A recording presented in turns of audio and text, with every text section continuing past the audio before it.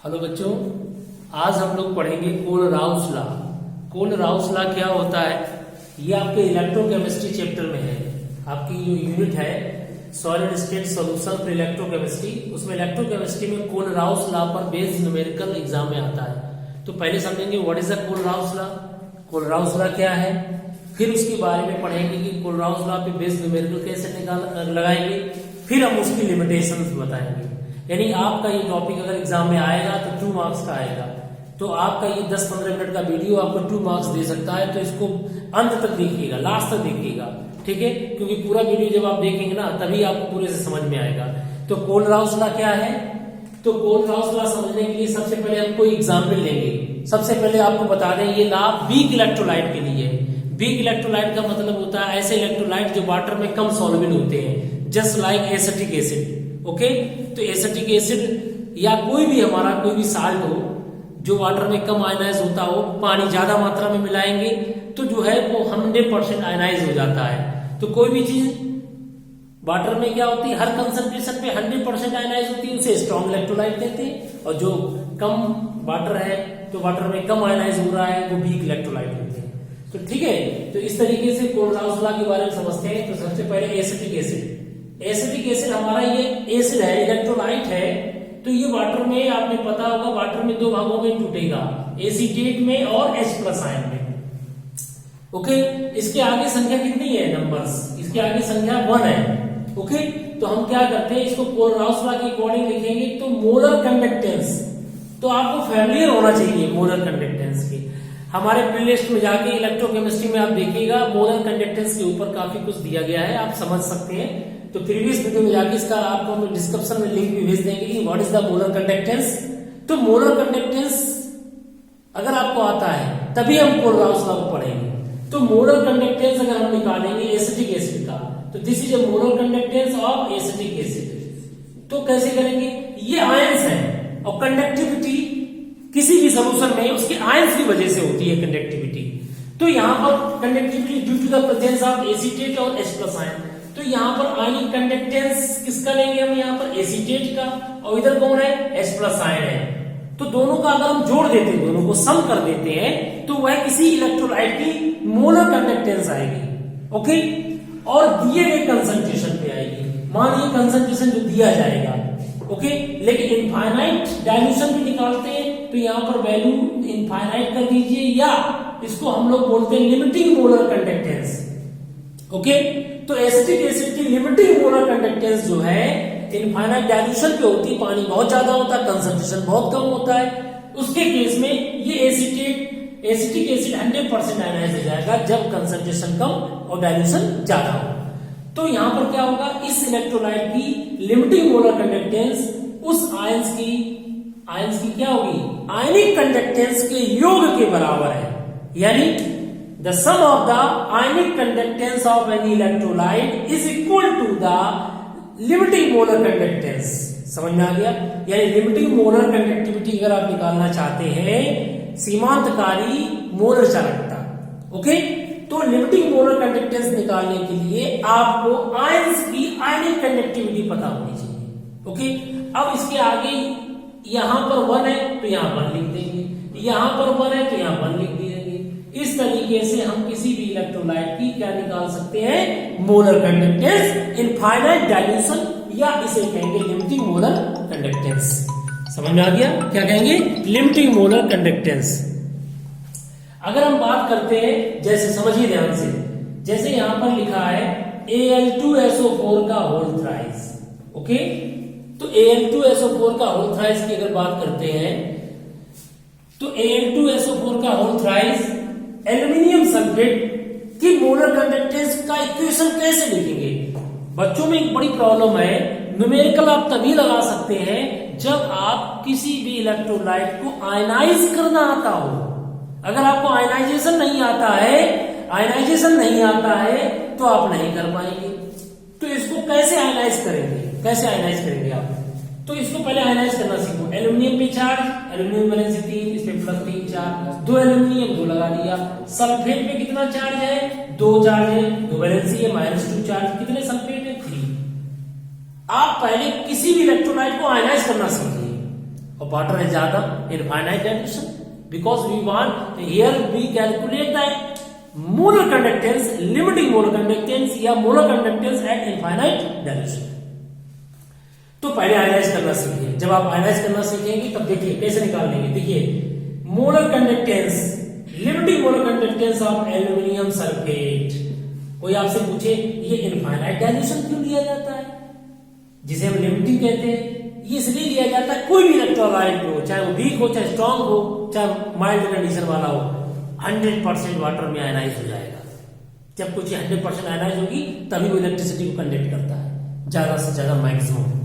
तो देखिए aluminium sulphate की मोलर कंडक्टेंस निकालने, लिमिटिंग मोलर कंडक्टेंस कैसे निकालेंगे, देखिए सामने आयनिक conductance of aluminium ions plus ionic conductance of sulphate ions, okay, और इसके साथ आगे संख्या क्या लिख जाएगी 2, यहां पे क्या लग जाएगा 3। इस तरीके से हम limiting molar conductance aluminium sulphate का निकाल सकते हैं। लेकिन क्या चाहिए आपको, एल्यूमिनियम आयंस की आयनिक कंडक्टेंस और सल्फेट आयन की आयनिक कंडक्टेंस आपको पता होनी चाहिए। वो वैल्यू यहां पुट कर देंगे। मान लीजिए इसकी वैल्यू x है तो ये 2x हो गया, इसकी वैल्यू y है ये 3y हो गया। इस तरीके से आपको बस you should familiar about this value. आपको आयनिक कंडक्टेंस अगर पता है वो वैल्यू यहां रख करके हम ऐड कर देंगे तो आप किसी भी इलेक्ट्रोलाइट की लिमिटिंग मोलर कंडक्टेंस को निकाल सकते हैं। स्टूडेंट जनरली गलती करते हैं, वो डायरेक्ट निकालने लगते हैं। तो पहले फार्मूला जो दिया जाए या जो भी इलेक्ट्रोलाइट दिया जाए उसको पहले आयनाइज कर लीजिए आप, और उसी के अकॉर्डिंग वहीं पर नीचे आप लिख सकते हैं इस तरीके से। तो उसमें जो संख्या आगे दी जाती है, नंबर्स जो आगे दी जाती है, वो वैल्यू आगे आएगी कैटायन की और एनायन की संख्या आएगी। आपकी बुक में एनसीईआरटी में न्यू प्लस दिया रखा है इस तरीके से, न्यू, ओके, एक्स मान सकते हैं, वाई जो भी है, ठीक है। इस तरीके से आप निकालेंगे। जैसे इसी तरीके से अगर हम बात करते हैं, ये हो गया। अगर हम कोई दूसरा साल्ट लेते हैं, चलिए एग्जांपल के तौर पे ये साल्ट हो चुके हैं, कोई साल्ट या कोई बेस या एसिड ले सकते हो। चलिए हमने ले लिया एग्जांपल के तौर पे, आप लोगों के पास कोई एग्जांपल ऐसा हो, जैसे हमने ले लिया PbCl2, ओके। अब PbCl2 किसमें टूटेगा, Pb+2 में और +2Cl माइनस है। बोलो बेटा, वैलेंसी इलेक्ट्रिक 2 है और Cl पे चार्ज कितना है 1, वैलेंसी कितनी है इसकी 1 होती है, लेकिन 2 है Cl तो 2 का मल्टीप्लाई कर दिया। तो आपकी इसकी वैल्यू कितनी है 1। तो आप देखिए कैसे निकालेंगे, लिमिटिंग मोलर कंडक्टेंस किसका निकाल रहे हैं हम लोग बेटा, PbCl2 का इक्वल टू आयनिक कंडक्टेंस, बोलो बेटा इनफाइनाइट डाइल्यूशन पर इसकी वैल्यू आगे 1 है, प्लस आयनिक कंडक्टेंस किसका Cl माइनस का इनफाइनाइट डाइल्यूशन पर आगे 2 लगा दीजिए। अब आपको क्या पता होना चाहिए, लेड की आयनिक कंडक्टेंस इनफाइनाइट डाइल्यूशन पर और Cl माइनस की आयनिक कंडक्टेंस इनफाइनाइट डाइल्यूशन पर, वैल्यू पुट कर दीजिए, सवाल लग गया। कितना इजी है लिमिटिंग मोलर कंडक्टेंस निकालना, समझ में आ गया। और लिमिटिंग मोलर कंडक्टेंस निकालना इतना इजी है, बस आपको ये पता होना चाहिए, समझ में आ गया। अगर आयनिक कंडक्टेंस दी जाए वैल्यू पुट कर दीजिएगा। इसी तरीके से आप ये कैलकुलेट कर सकते हैं। और कभी कभी क्या होता है हम आपको बताएं कि जैसे मान लीजिए एसिटिक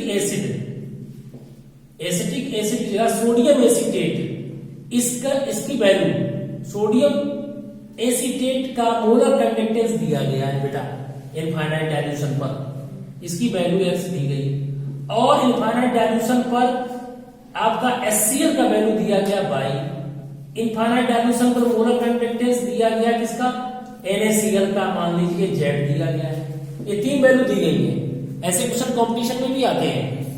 ये वैल्यू दी गई है और आपसे पूछा गया calculate the limiting molar conductance of HAC। बच्चों HAC जानते हो, HAC को कहेंगे एसिटिक एसिड की निकालिए, ये पूछा गया, ठीक है।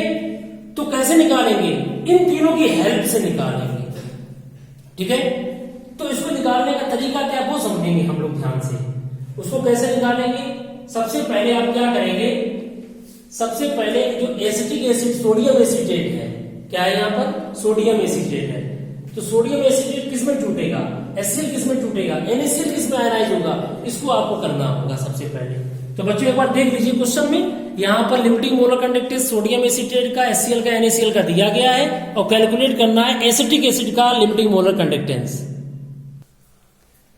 तो बच्चों क्या करेंगे, ये वैल्यू आपने देख ली है, अब क्या करेंगे, एसिटिक एसिड, सोडियम एसिटेट किसमें टूटेगा बताओ? अच्छा, सोडियम एसिटेट आपका आयनाइज होगा एसिटेट में और Na+ में। ओके, इसी तरीके से HCl को आयनाइज करना सीखिए। अगर आप इसको समझ गए तो इसको कैसे लिखेंगे?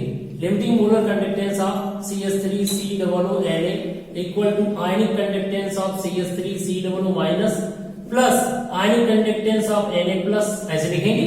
इसके आगे संख्या 1 है तो 1 का मल्टीप्लाई नहीं आएगा। इसी तरीके से HCl का निकलेंगे तो HCl का कैसे निकलोगे? HCl किसमें टूटता है? जल्दी से बताइए। यस, तो हम डायरेक्ट लिख दे रहे HCl का लिमिटिंग मोलर कंडक्टेंस बराबर आयनिक conductance of H+ ion, ionic conductance of Cl- ion. इसी तरीके से NaCl को, NaCl किसमें टूटता है? Na+Cl-. अब यहाँ पर NaCl का लिमिटिंग कंडक्टेंस निकालेंगे तो Na+ का लिमिटिंग आयनिक कंडक्टेंस और प्लस Cl- का आयनिक कंडक्टेंस। ओके, अब क्या करेंगे? अब इन दो इक्वेशन यहां पर बन गई, ये 1 इक्वेशन, ये 2 इक्वेशन, ये 3 इक्वेशन। इनको कैसे अरेंज करें कि हमें मिल जाए रिजल्टेंट एसिटिक एसिड? तो अभी हम क्या करेंगे? हमें निकालना एसिटिक एसिड। तो एसिटिक एसिड कैसे बनाएं? हमको ये 2 चीजें चाहिए बेटा, ध्यान समझना। ये 2 चीजें बोलो, ये 2 बनी गए, बाकी सब कट जाए। तो इन दोनों को बनाए रखने के लिए इन दोनों को जोड़ना पड़ेगा। तो इक्वेशन 1+2, इक्वेशन 1+2 कर देंगे और माइनस कर देंगे NaCl, यानी third equation. Equation 1+2 -3। Left hand वाली चीज लिख लो, राइट हैंड वाली चीज लिख लो। तो लेफ्ट हैंड में हमने ये दोनों जोड़ दिए, तो यहां पर आप लिख सकते हैं limiting molar conductance sodium acetate का plus limiting molar conductance HCl जोड़ दिया, माइनस क्या कर दिया? NaCl का। बेटा बोलो, NaCl का माइनस कर दिया। अब क्या करेंगे? लेफ्ट हैंड वाली हो गई, राइट हैंड वाली देखिए। राइट हैंड वाले में इन दोनों को जोड़ेंगे तो जोड़ने पर क्या होगा? CH3COO minus plus Na+ plus λH+ और λCl माइनस, और फिर माइनस कर रहे हैं तो Na+ माइनस Na+ है और माइनस Cl माइनस। ये हमने ये वाला इसमें घटा दिया दोनों जोड़ करके। Na+ Cl माइनस कट जाएगा, क्या बचेगा? देखिए ध्यान से, इनका रिजल्टेंट निकल के आ रहा है acetate, limiting molar conductance of acetate ion plus H+ ion. और ये दोनों वैल्यू किसके बराबर है? जल्दी से बताइए। ये दोनों वैल्यू बराबर है एसिटिक एसिड के। इन दोनों का योग जो होगा एसिटिक एसिड की लिमिटिंग मोलर कंडक्टेंस के बराबर है। अब बेटा देखो, ये वैल्यू रख दीजिए, ये दी गई, ये x है, ये y है, ये z है। लो बेटा, इक्वेशन आ गया। तो एसिटिक एसिड का HAC का लिमिटिंग मोलर कंडक्टेंस निकल के आया x + y + z। अब वहां पर न्यूमेरिकल दिया जाएगा तो x की वैल्यू, y की वैल्यू, z की वैल्यू दी गई होगी। वैल्यू पुट करना, आंसर आ जाएगा। वैल्यू आपको पुट करना और आंसर आ जाएगा। आप चाहो तो इसका स्क्रीनशॉट भी ले सकते हो समझने के लिए। ठीक है बच्चों, इस तरीके से ये क्वेश्चन हो गया है। बच्चों क्या करते हैं, कोलराउस लॉ के ऊपर और न्यूमेरिकल और उनकी लिमिटेशंस के बारे में बात करेंगे नेक्स्ट वीडियो में। ठीक है, आज के लिए इतना ही। लिमिटेशन में कुछ खास नहीं है, लिमिटेशन में इतना बताया जाता है these are valid for big electrolyte. इसीलिए तो पानी ज्यादा मिलाया गया है, स्ट्रॉन्ग, तभी तो उन्होंने डाइल्यूशन ज्यादा किया है। डाइल्यूशन इसलिए किया कि बिग इलेक्ट्रोलाइट 100% आयनाइज हो जाए, और 100% आयनाइज होगा तो क्या होगा? That conductance is called limiting molar conductance. समझ में आ गया? इसलिए इसकी लिमिटेशन ये है कि this equation is valid for big electrolyte, क्योंकि बिग इलेक्ट्रोलाइट के लिए इनफाइनाइट डाइल्यूशन करते हैं जिससे वो 100% आयनाइज हो जाए।